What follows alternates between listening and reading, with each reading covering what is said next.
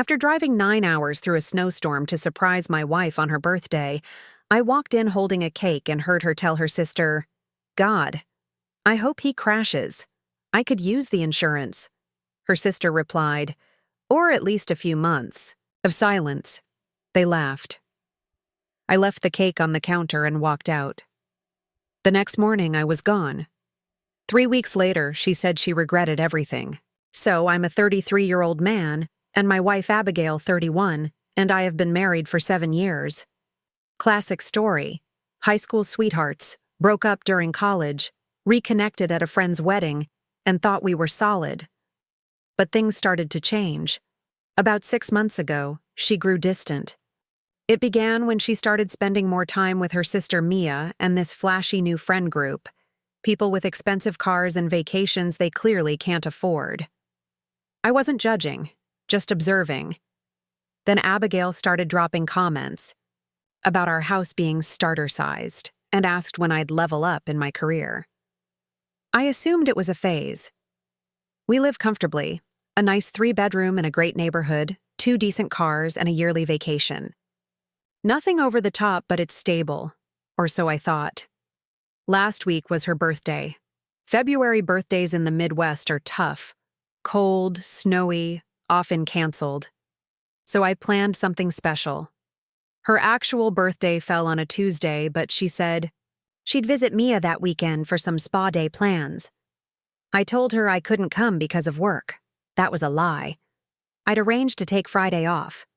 My plan was to surprise her at Mia's on Friday evening with her favorite cake and take her to a fancy dinner I'd booked weeks in advance.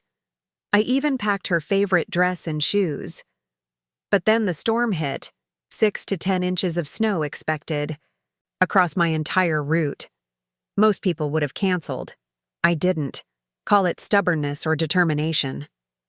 I left at 7 a.m. Friday. The 6-hour trip took 9, crawling through whiteout conditions and dodging accidents. I stopped twice just to stay awake, but I kept picturing Abigail's face lighting up when I walked through the door. I got to Mia's around 4 p.m. and parked a block away, roads unplowed. By the time I reached the door, I was soaked and freezing, cake box in hand. I heard them laughing inside and was about to announce myself when I heard my name.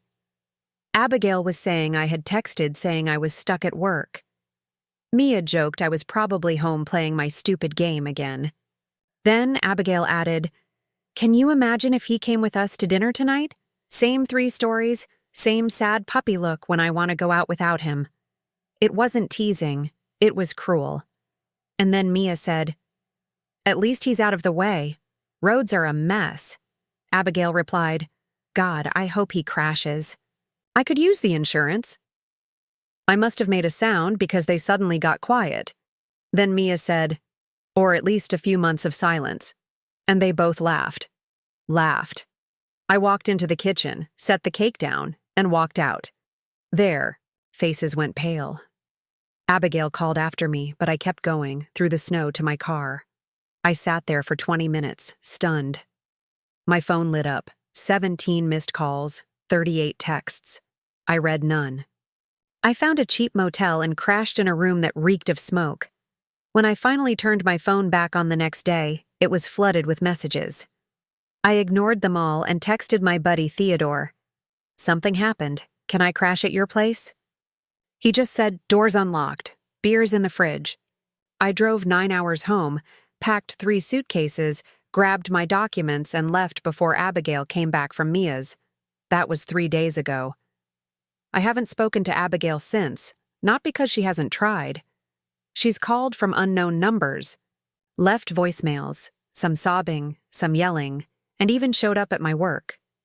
I wasn't there, called in sick. Today, I went to the bank, moved half our savings to a new account in my name, froze our joint credit cards, changed all my passwords. I told my boss I needed to work remotely for a week due to a family emergency.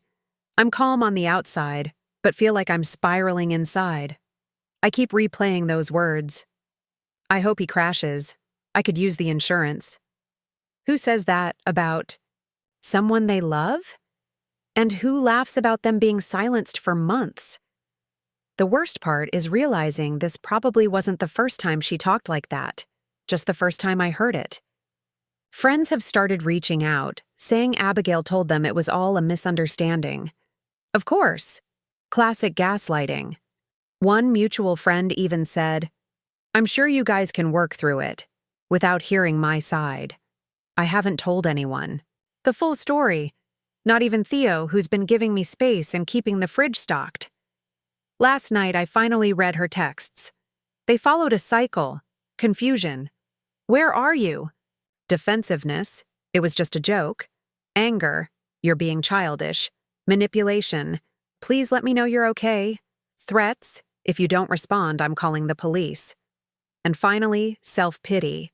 How could you do this to me on my birthday? Not a single sincere apology. No recognition of how messed up her words were. After that, I blocked her. I'm not ready to talk. Maybe I never will be. Today, I met with a financial advisor, Milton, recommended by a coworker. We went over everything. That's how I found out Abigail's been spending nearly $1,800 a month on online shopping for the past year. She even opened a store credit card I didn't know about with a $3,000 balance. Milton helped me build a clean financial exit strategy. It's all legal, nothing sneaky, but it's going to be a shock for her. I left enough in our joint account for this month's bills. After that, she's on her own. I'm not trying to ruin her life. I just want her to understand. There are consequences. Sometimes I still catch myself wondering, am I overreacting? Maybe it was just a joke. But then I remember her tone, the ease with which she wished me dead, the laughter. And I know I'm not. Get closure. Maybe he's right. But right now, I'm still processing, still trying to figure out who this person I married really is. Tomorrow marks 4 days of silence from me. Abigail's sister Mia tried to call today. I didn't answer. Then our neighbor Lydia texted saying, Abigail was at our house, crying on the front step because I changed the garage door code. Part of me feels bad. Most of me doesn't. What keeps me up at night isn't even the insurance comment. It's the laughter. How easily they joked about me suffering. Who does that? And how long has she felt this way? I've also been thinking about the life insurance policy we took out 3 years ago. It's not huge, $500,000, but enough to make someone hope I crash. I'm calling the insurance company tomorrow to change the beneficiary. I know this is getting long, but writing it all down helps. Theo has a buddy who's a divorce lawyer. I'm meeting him for coffee tomorrow. Not sure if it's heading that way, but I need to know my options. For anyone wondering what I'll do next, I don't know yet. Part of me wants to disappear, change my number, move away, start over. But that feels like running away. Another part wants a confrontation. Wants to see her face when I repeat those words back. Wants her to feel even a fraction of the pain I'm feeling. Mostly, though, I just want this hollow feeling in my chest to go away. I want to stop seeing her face when I close my eyes.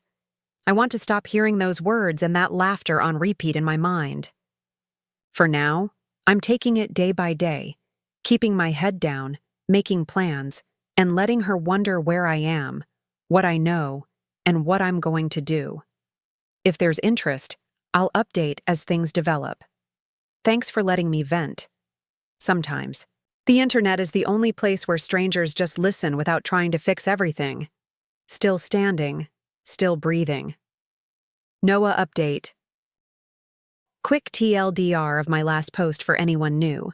I drove 9 hours through a snowstorm to surprise my wife Abigail at her sister Mia's for her birthday. Overheard Abigail telling Mia she hoped I'd crash for the insurance money. Left the cake and walked out. Stayed at my friend Theodore's for 3 days, ignoring her calls and texts while sorting out finances. Lots of you asked for an update, so here it is. It's been a week since my last post and 10 days since those words replay in my head like a cursed TikTok sound. They say anger fades. That's what the self-help podcast Theodore's been playing say anyway. The rage dies down and your mind clears for better decisions. I'm still waiting on that part. Last Wednesday, day 4 of silence, I woke up with a plan. Not a good one, not a healthy one, but it felt right at the time. I waited until 9:30 a.m., knowing Abigail would be at work. Then I went home, our home, with 3 empty suitcases and Theodore's pickup truck. The house looked exactly the same as when I left. Coffee mug on the counter, mail piled by the door, but it felt different. Foreign. Like I was walking into a movie set of my life rather than my real life. I started in the bedroom, packing all. My clothes except the ones Abigail had picked out for me. Those I left hanging in the closet like abandoned cocoons. Took my grandmother's watch from the dresser, my journals from the bookshelf, the external hard drive with all our photos. Petty maybe, but I paid for the damn thing. In the office, I disconnected my gaming setup, left the desk we bought together, but took the chair, the one I bought when she complained about the squeaky wheels on the old one. Found our marriage certificate in the filing cabinet and took that too. Not sure why, it just felt important. Throughout the house, I systematically removed myself. My books, records, tools from the garage, the weird metal sculpture I bought at that art fair she hated. 4 hours of methodically erasing my presence. What I didn't take, anything we'd bought together. The couch we picked after 3 weekends of shopping. The kitchen table where we'd eaten thousands of meals. The bed where we'd slept, fought, made up, made love. I left all the framed photos exactly where they were. Seeing my face smiling back at her felt right. A reminder of what she'd thrown away. Before I left, I did 3 things. First, I turned the thermostat down to 62 degrees. Abigail always complained if it was below 70. Second, I took the light bulb out of the refrigerator. A small inconvenience that would take days to notice, but would annoy her every time she opened it at night. Third, I changed the Wi-Fi password to "I hope he crashes 2023" and left the router unplugged. Small things, petty things, things that would make her feel my absence in 100 tiny ways before she even noticed the bigger one. As I locked the door, our neighbor Lydia was getting her mail. She looked at Theodore's truck full of my stuff, then at me with raised eyebrows. I just shrugged and said I was taking some things to donate. She didn't buy it, but nodded. Midwest politeness. Don't ask uncomfortable questions. Mind your own business. Usually annoys me, but that day I was grateful.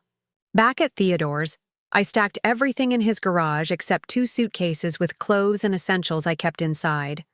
He helped unload without asking questions, just handed me a beer and said, "Sometimes life kicks you in the teeth." Thursday was financial day. Met with Milton again. He'd gathered all our account info and laid it out in a spreadsheet that made my stomach turn.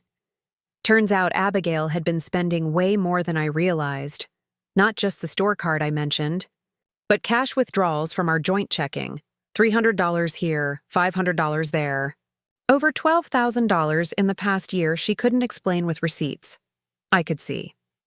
Milton helped me draft a letter requesting financial separation. Not divorce papers, not yet, but a clear statement that I'd no longer be responsible for any new debts she racked up. Had it couriered to her workplace. Petty? Maybe. Effective? Definitely. I also canceled shared streaming and subscription accounts, changed passwords on our cloud storage where we kept important docs, redirected all my mail to a P.O. box. Small, systematic cuts to our intertwined life. Friday morning, I finally checked social media, 17 Facebook messages, 34 Instagram DMs, even my dormant Twitter had notifications, people checking if I'm okay, asking what happened with Abigail, taking sides without knowing the full story. I posted one thing, a photo of a half-eaten birthday cake on a kitchen counter. No caption, no context, just the cake.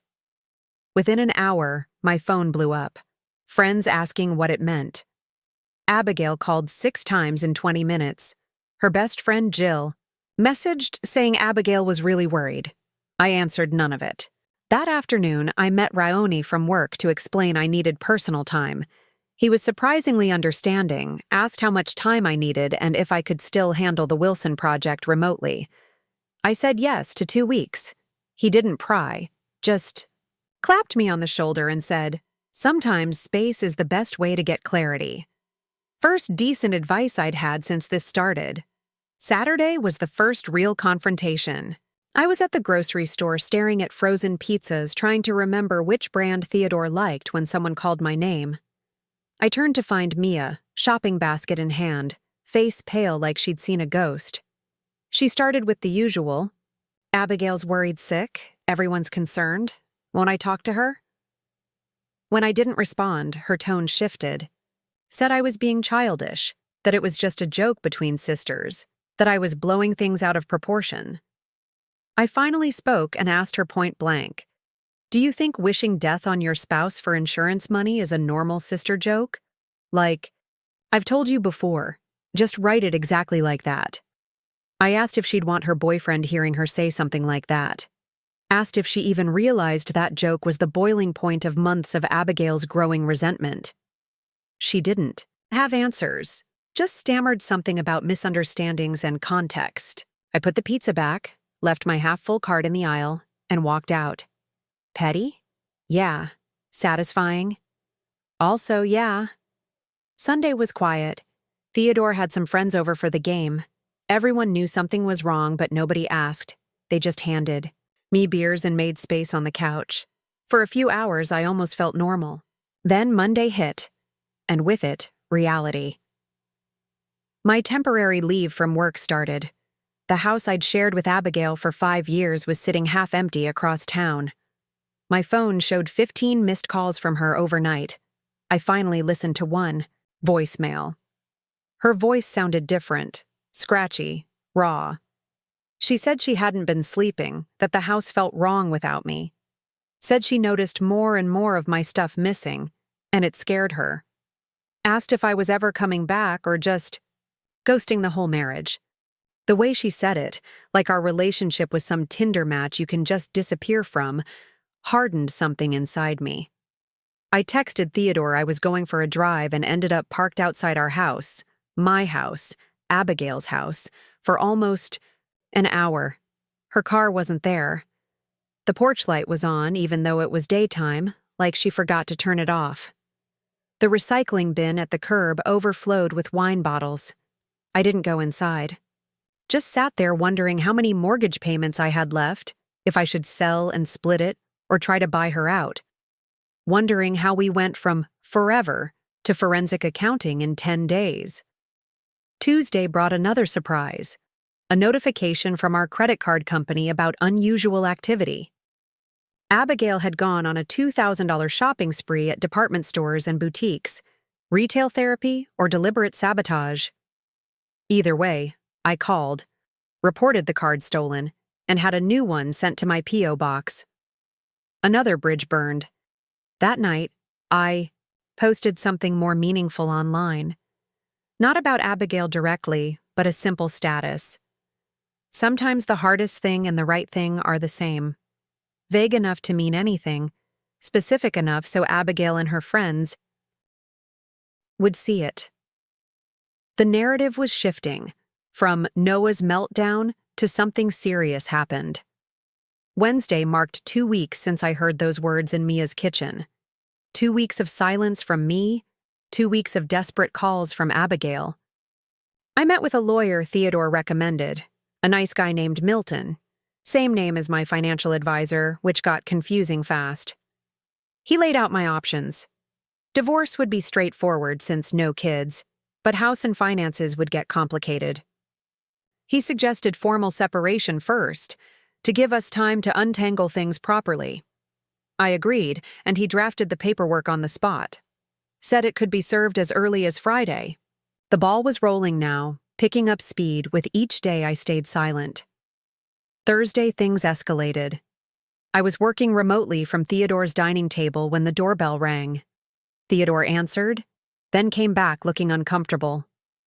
Abigail was outside, crying, demanding to see me. I sat frozen, coffee halfway to my lips, as Theodore awkwardly asked if he should send her away or let her in. Neither felt right. I wasn't ready to see her or hear whatever excuses she'd prepared. But sending her away felt like handing her ammo to say I was unreasonable. So I nodded, and Theodore let her in. She looked terrible. Hair unwashed, eyes red-rimmed, wearing what looked like the same sweater from days ago. She stood in the doorway, staring at me like I wasn't real. I didn't stand or offer a seat, just waited. She spoke first, asking if I was really having her served with separation papers. Milton's assistant had called to verify our address, and she pushed until they revealed what it was about. So much for surprise. I said, yes, I was. She asked why I wouldn't talk or let her explain. Her voice cracked as she forced the words out. I told her there was nothing to explain. I'd heard what I heard. She said it wasn't what I thought, that she'd been stressed about work and bills, and her sister always brought out the worst in her. That it wasn't literal, just dark humor after a few glasses of wine. I asked if she remembered exactly what she said. She hesitated, then claimed she said, "I wish he'd just crash on the couch for a while," and I misheard. That's when I pulled out my phone and played the audio. Yes, I had a recording. Not planned, just had been using the voice memo app to record gift ideas on the drive, trying to think of what else to get her for her birthday besides the cake. Never stopped recording when I arrived. Accident, fate, whatever. Her exact words. In her voice, "God, I hope he crashes. I could use the insurance." Mia's response, or at least a few months of silence. The laughter afterward.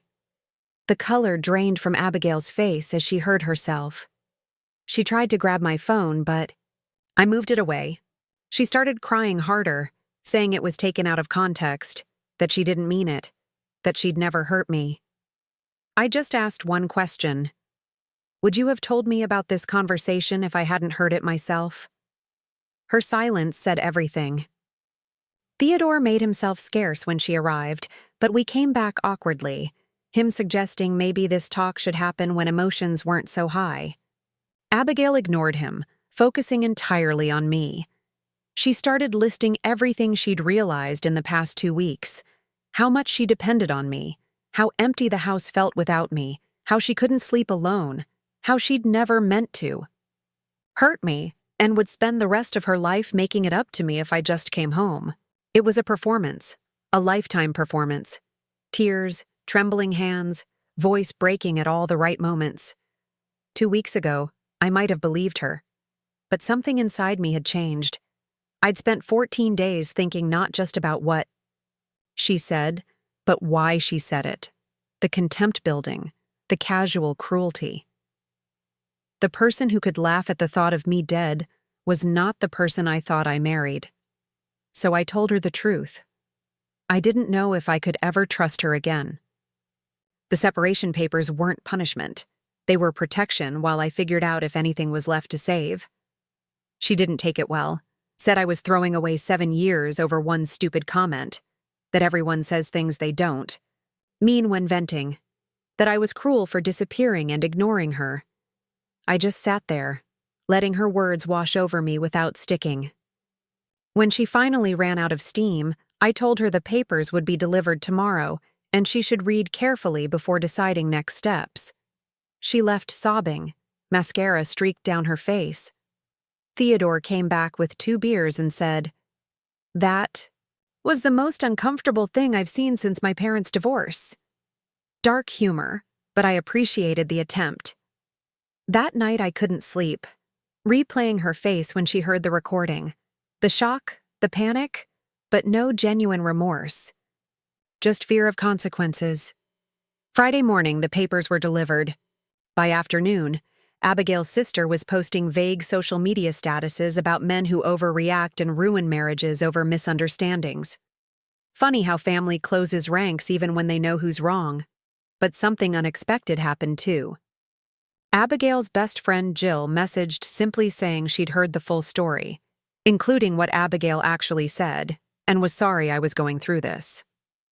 Said she'd known Abigail since college, had seen her make similarly cutting remarks before, and tried to talk to her about it, but that was the first message from anyone in Abigail's circle that actually recognized my pain instead of downplaying it. I didn't reply, but it stuck with me. Maybe Abigail's comment wasn't just a slip-up, but a window into who she really was. Maybe I'd been ignoring warning signs for years. The weekend passed quietly. Theodore had a date, so I had the house to myself. I ordered pizza, watched a sci-fi show Abigail never wanted to see, and tried not to think about how, in another life, another timeline, I'd be at home with my wife, celebrating our monthly pizza and movie night. Sunday night, Abigail texted just 2 words.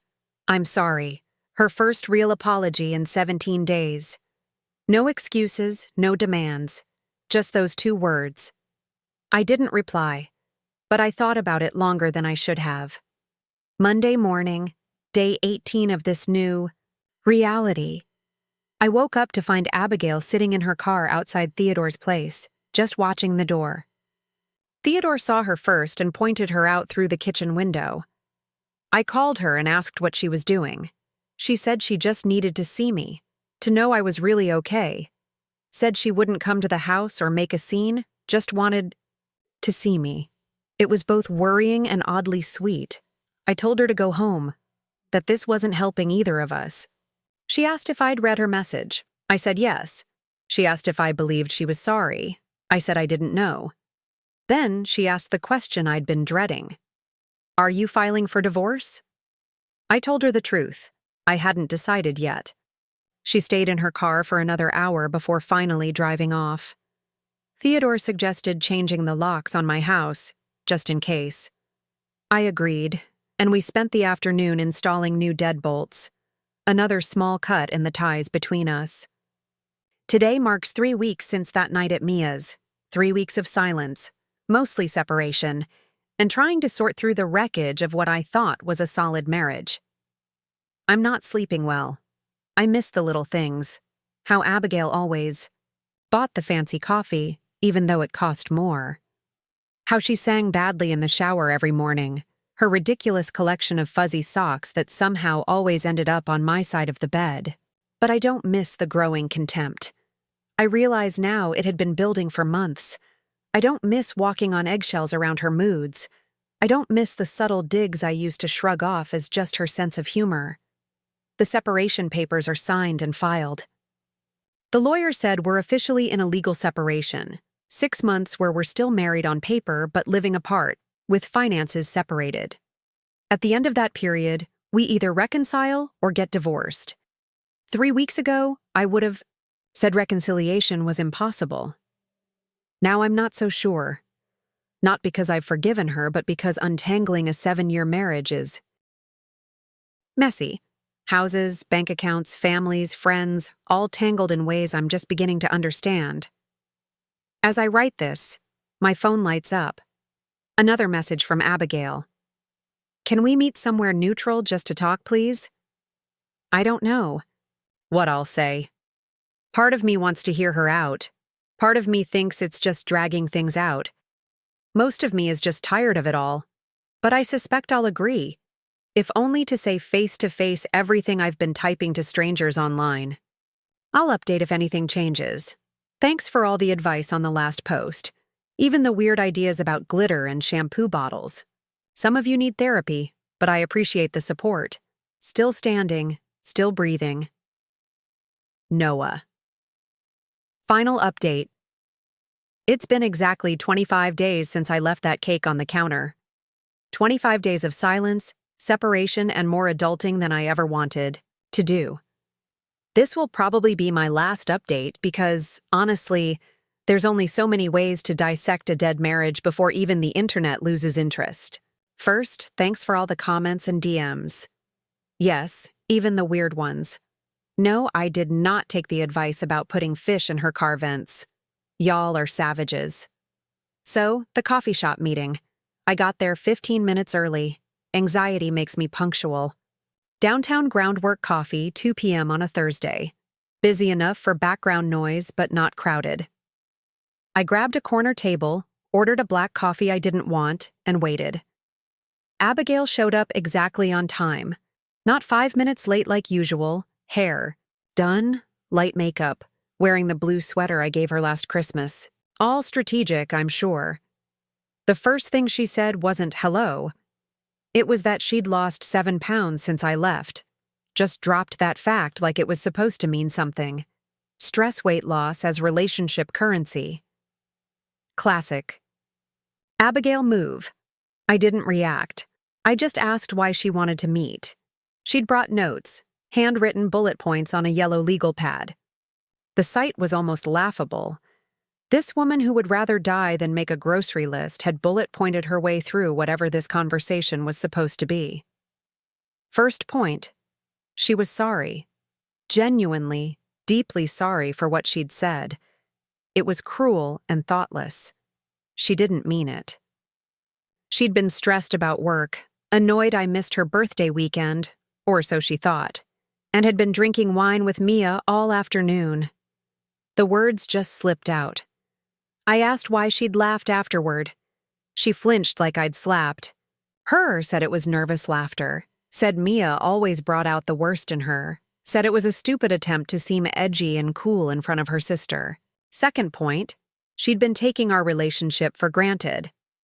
Gotten too comfortable with the safety and stability I provided. Stopped appreciating what I did, and started focusing on what I didn't do.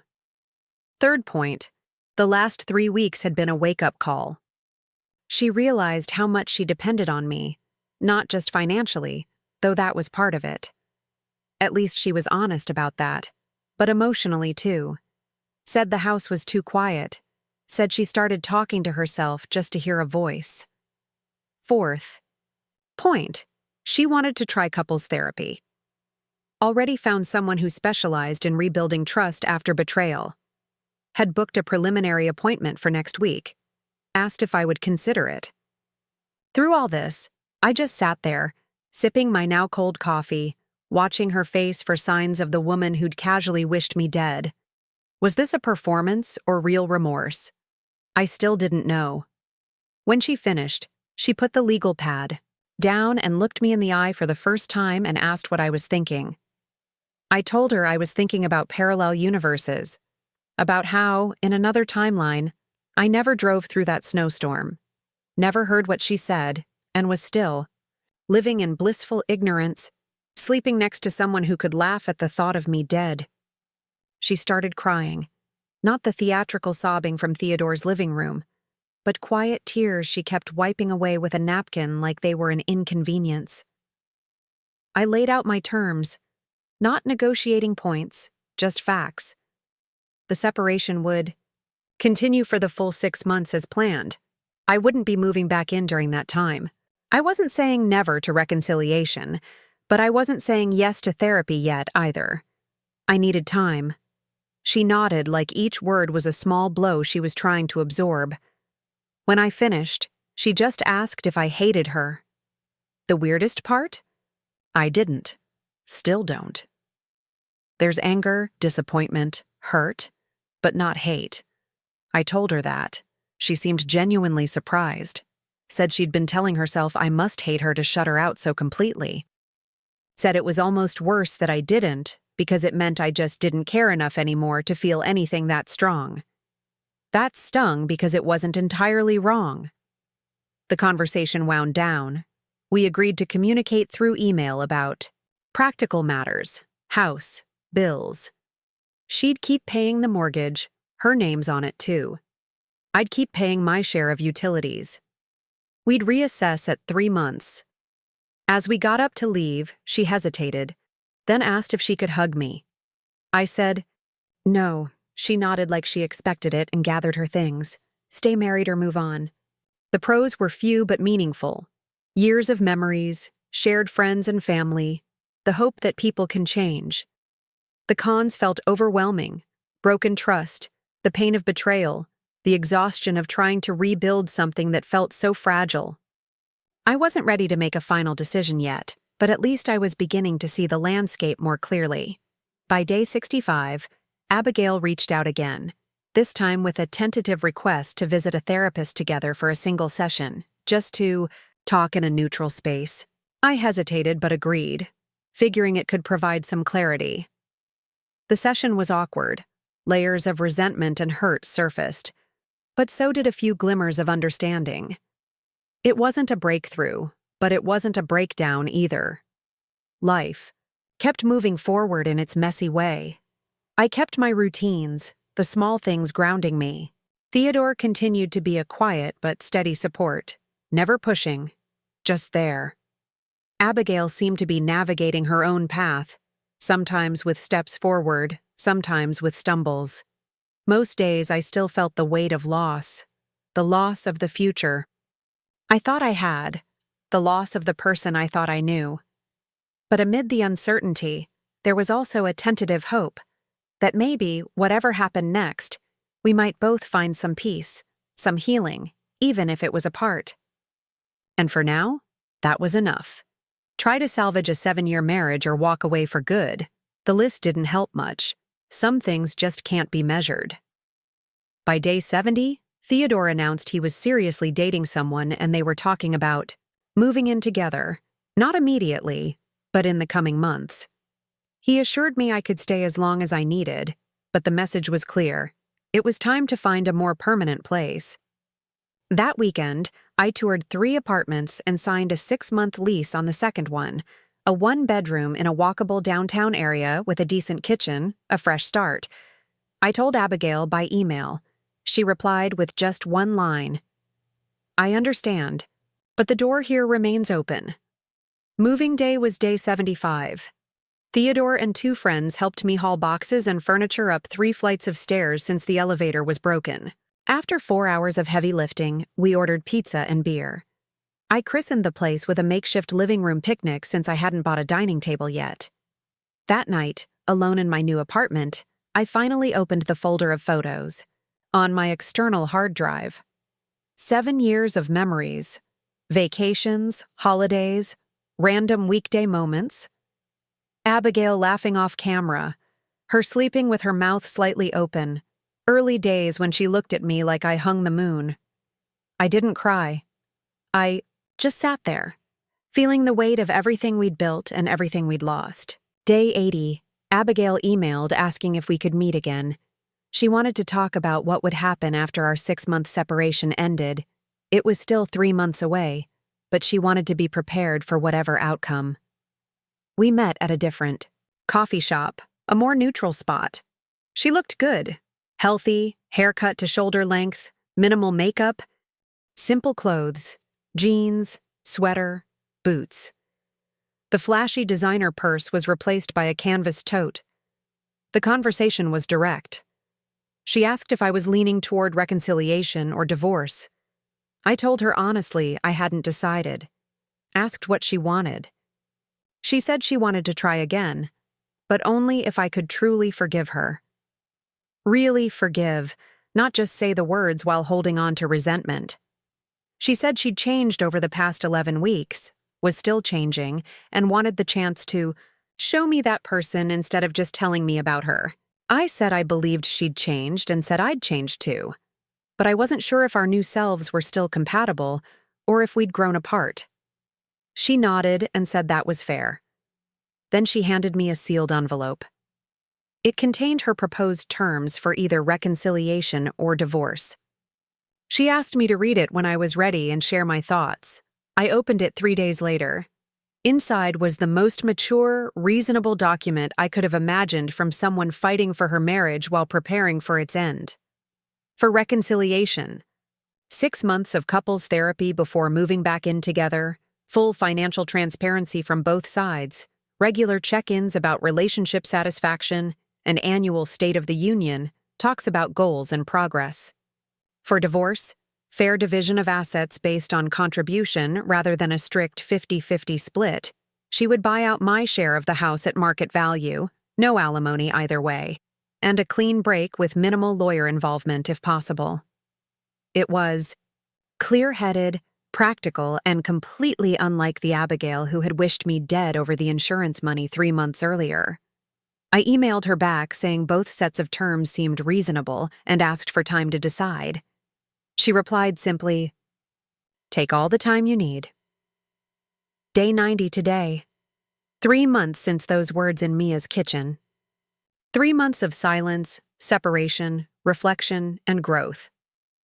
I've been thinking about cakes, the one I left on Mia's counter, the birthday it was meant to celebrate, the moment everything changed. This afternoon, I went to the same bakery, bought the same cake, drove to my new apartment, and set it on my counter.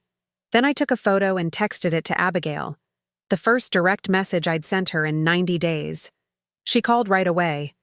I let it go to voicemail, then cut a slice of cake, sat on my secondhand couch, and listened to her message. She didn't beg or make assumptions, just said she understood the symbolism, said she would accept whatever I decided, said she was proud of how I'd handled myself with dignity instead of destruction, said she was sorry again, not expecting forgiveness but offering the apology anyway. I'm meeting with the lawyer tomorrow, not to file for divorce yet, but to talk about the next steps for either path, to understand what reconciliation would really look like after everything, to know exactly what I'm choosing. Tonight I'll finish this cake alone, not out of sadness, but because some journeys need to be walked solo. I don't know if Abigail and I have a future together. The wound she inflicted runs deep. The trust she shattered won't be rebuilt easily. But whatever I decide, it will come from strength, not fear, clarity, not confusion. Those words at Mia's kitchen table revealed something ugly. But maybe they also revealed something necessary. Maybe we had to break completely to see what we were really made of. Or maybe some things once broken should stay that way. Either way, I'm at peace with the process. The man who left that cake on the counter 90 days ago would have burned himself alive to keep Abigail warm. The man writing this now knows his own worth. I'll update one last time after I make my final decision. But for now, I'm signing off. Thanks for coming on this journey with me, internet strangers. Your advice, support, and occasional terrible revenge suggestions have been a strange kind of therapy. Still standing, still breathing, stronger than before. Noah.